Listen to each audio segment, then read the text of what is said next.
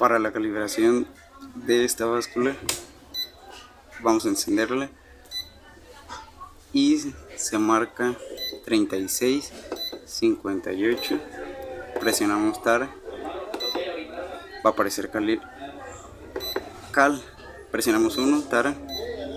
El paso número 2 es subir el peso a peso patrón es de 20 kilogramos. Ahora presionamos TAR. El paso número 3 es poner el peso que subimos en gramos. Paso número 4 es la capacidad de la báscula, que en este caso sería de 30 kilogramos. Paso número 5 es el punto decimal. Y en el paso número 6 es la división, que marcaríamos 5, TAR, y sería todo.